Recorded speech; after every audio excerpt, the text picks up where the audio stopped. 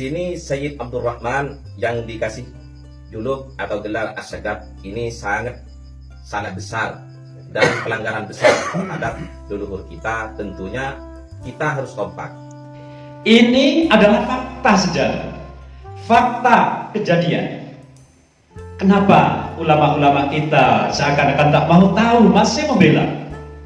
Padahal bahayanya luar biasa. Karena apa?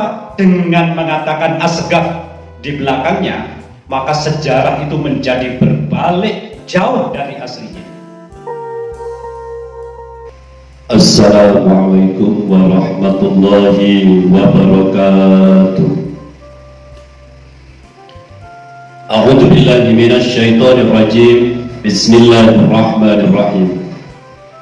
Alhamdulillah wassalatu wassalamu ala nabiyyina Muhammadin wa ala alihi wa ashabihi ajma'in. Amma ba'du. Sahabat muslim dimanapun berada, mari kita mencoba menyimak video dari Gus Ali Yusuf berikut ini. Sekarang ada orang Madura siap perang dengan orang Jawa. Madura itu asalnya dari Jawa. Sahabat muslim dimanapun berada, kalau kita menyimak video barusan, ada berita bahwa Madura siap perang melawan Jawa. Ini adalah termasuk hasil dari doktrin Ba'alawi, hasil doktrin atau korban dari doktrin-doktrin, karena mereka itu buta sejarah. Mereka yang ingin perang dengan Jawa itu namanya buta sejarah. Kalau memang mereka ini ingin perang dengan orang Jawa karena membela Ba'alawi, itu buta sejarahnya. Mereka tidak tahu siapa Ba'alawi, bahwasanya mereka ini adalah dulu orang-orang yang diperkejakan, orang-orang yang didatangkan oleh Belanda untuk melawan, menandingi, menghambat perjuangan ulama-ulama Indonesia melawan penjajahan Belanda. Mereka ini datang, motifnya termasuk ekonomi, mencari ekonomi pada Belanda. Mereka datang untuk menghambat perjuangan bangsa Indonesia. Mereka datang bersama penjajah. Dan memang mereka itu satu gen. Sekarang ini terbukti bahwa gen mereka itu sama. Zionis penjajah itu gennya sama dengan Ba'alawi, yaitu G. Ini kejadian tahun 45 ini sekarang sedang terjadi di Madura. Sekarang sedang terjadi di negara kita. Sekarang sedang terjadi ada di Jawa Timur. Apakah kita mau anak cucu kita seperti Palestina? Apakah kita mau anak cucu kita seperti nasibnya seperti Palestina? Satu, yang melakukan itu adalah genetikanya sama. Zionis genetikanya Yahudi Askenazi, Ba'alawi juga Yahudi Askenazi. Modusnya juga sama, memalsukan makamnya sama, mengklaim sejarahnya sama, membelokkan sejarah sama, kemudian juga mengutus orang-orang di framing sebagai waliullah, kekasih Allah juga sama. Sebenarnya ini adalah sejarah yang perlu kita semua tahu, sehingga siapapun yang membela Ba'alawi di kondisi saat ini adalah termasuk orang-orang yang mengkhianati bangsa Indonesia itu sendiri. Lantas kalau kita telusuri, sudah bertahun-tahun sebenarnya kita semua se-Indonesia ini menjadi korban Ba'alawi. Bukankah sudah berpuluh-puluh tahun generasi kita, generasi saat ini, sebelum tampilnya Kiai Haji Imaduddin Usman, takut semua pada Habaib. Jujur saja itu, walaupun mereka itu jahat, walaupun Habaib itu jahat kepada kita orang-orang Indonesia, karena buta sejarah waktu itu, kita tetap menerima kejahatan mereka. Itu fakta di lapangan. Mana mungkin kita orang Indonesia meminta pada Habaib? Tidak ada itu terjadi. Yang ada kelompok Habaib Ba'alawi minta kepada pribumi Indonesia. Apakah ada Habaib yang mau datang ke tahlilan di kampung-kampung? Tidak ada itu. Kalau di tempat saya ada, sebaliknya. Kalau ada uang baru datang, itu yang terbiasa terjadi. Sebenarnya itu kan motifnya juga ekonomi, eksploitasi. Bagaimana bisa mendapatkan ekonomi dengan mudah di Indonesia? Ya pakai agama ini. Baru mereka tunduk buta, siapapun itu. Jual handphone buat guru, kasih semua buat guru, jangan setengah-setengah buat guru. Ini Anda minta izin ya, minta izin, ini kecerekan kurang kayaknya nih. Keluarin duit 10.000. Mal, gue duluan mal, gue cepet, lu cepet, nggak pakai alasan, gue ketopak lu pada. Nggak, pinjem. Bahkan ulama-ulama kita itu banyak yang tunduk kepada mereka, walaupun mungkin tahu sejarah mereka awalnya bagaimana, apalagi yang tidak tahu, apalagi yang tidak tahu sejarah para Pahlawi ke Indonesia dari ulama-ulama kita tidak tahu. Ya itu fatal sekali akibatnya, sehingga mereka mendukung tanpa mengetahui sejarahnya lebih dulu. Sekali lagi, padahal mereka itu sebenarnya penjajah, itu intinya. Sahabat muslim dimanapun berada, banyak sekali korban dari Pahlawi, banyak. Contoh yang terjadi peristiwa Bira Batu Ampar.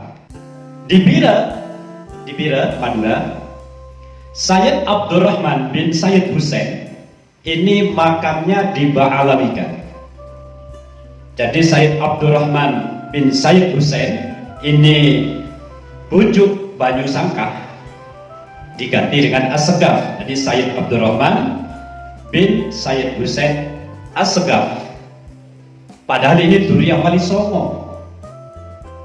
Ini perbuatan siapa kalau bukan perbuatan klan Pahlawi? Jadi mereka tiba-tiba memberi nama Assegaf di belakang Sayyid Hussein. Ini kejadian di Bira, Madura.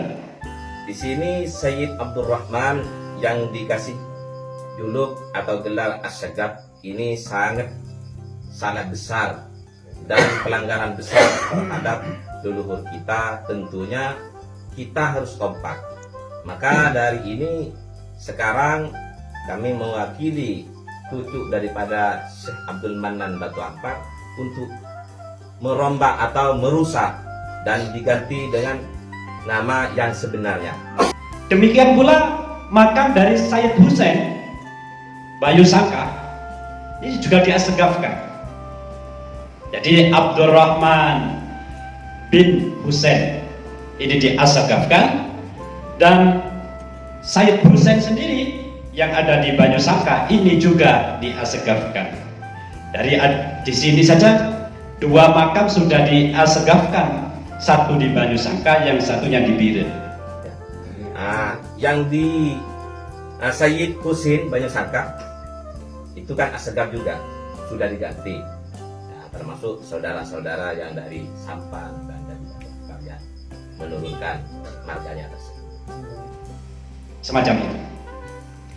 Ini adalah fakta sejarah, fakta kejadian. Kenapa ulama-ulama kita seakan-akan tak mau tahu, masih membela? Padahal bahayanya luar biasa. Karena apa? Dengan mengatakan Assegaf di belakangnya, maka sejarah itu menjadi berbalik jauh dari aslinya. Semacam itu.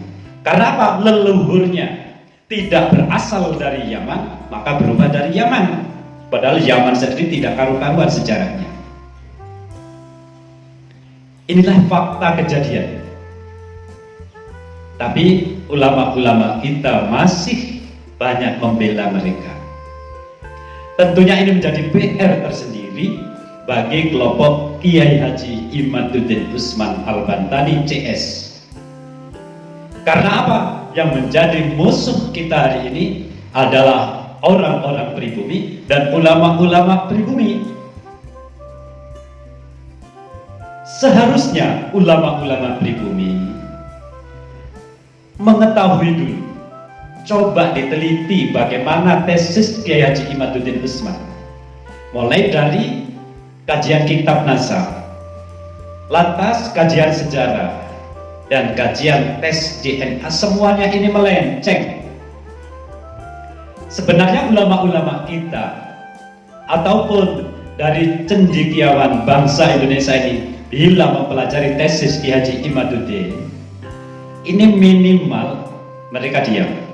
Kalau membela itu menunjukkan kurangnya pengetahuan kalau membela. Karena apa? Mereka membela dengan cara buta, kecuali pembelaannya menjawab dari tesis Kiai Haji Imaduddin Usman Al-Bantani. Misalnya, jika Kiai Imad menyatakan di abad ke-4, 5, 6, 7, 8, 9 tidak ada nama Ubaidillah klan Ba'alawi, tidak ada. Sedangkan yang ada itu hanya anak dari Ahmad bin Isa yang 3 tanpa Ubaidillah. Ini dijawab dulu dengan kitab atau dengan tesis atau dengan manuskrip, boleh dijawab dulu.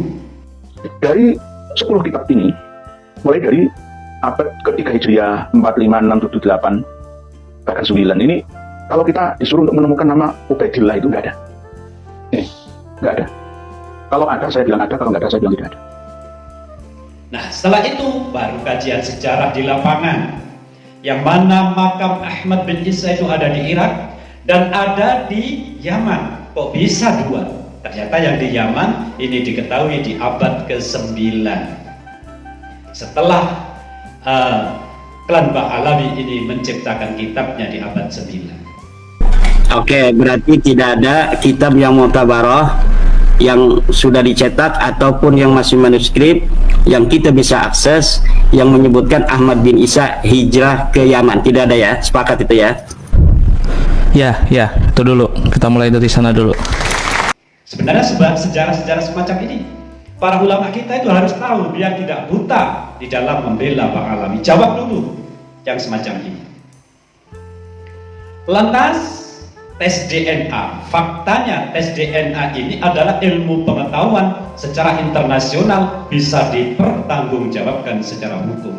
Namun bagi klan Ba'alawi jadi diharapkan, walaupun fakta di lapangan klan Ba'alawi ini adalah haplogrupnya itu adalah G, sedangkan keturunan dzurriyyah Nabi itu adalah J.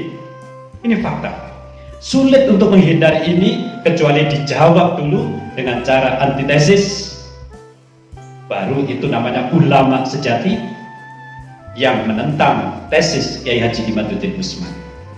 Kalau hanya membela buta itu merendahkan marwahnya sendiri, sedangkan tesis Kiai Haji Imaduddin Usman sekarang ini menjadi pegangan banyak ulama di Indonesia, banyak cendekiawan muslim Indonesia yang berpegang teguh terhadap tesis Kiai Haji Imaduddin Usman Al-Bantani karena rasional, masuk secara akal sehat. Sahabat muslim dimanapun berada, marilah kita sedikit demi sedikit yang mengerti, mengikuti tesis Kiai Haji Imaduddin Usman Al-Bantani, menyebarkan semua kebaikan, bukti-bukti bahwa mereka ini adalah jahat, pemalsuan makam palsu seperti makam Ahmad bin Isa saja sudah ada 2. Ini yang di sana itu di pusatnya, ada di Irak dan ada di Yaman. Lantas kita tahu tadi di Bira makam Sayyid Abdurrahman bin Husain diasegafkan, padahal ini dzurriyyah Wali Songo. Makam Sayyid Husain yang ada di Banyusangka juga diasegafkan. Ini dzurriyyahnya mereka bertanggung jawab sehingga melepas semua atribut asegaf dikembalikan ke pucuk Banyusangka. Ini contoh cucu yang bertanggung jawab. Apapun kalau demikian ini adalah tanggung jawab besar, bahkan nyawa taruhannya harus berani demi mempertahankan leluhur kita semua yang dirampok oleh mereka. Semacam ini. Mereka ini juga merampok nasab faktanya di lapangan. Sahabat muslim dimanapun berada, perlu diingat bahwasanya keluarga Nabi, keturunan Rasulullah itu adalah Sayyid dan Syarif.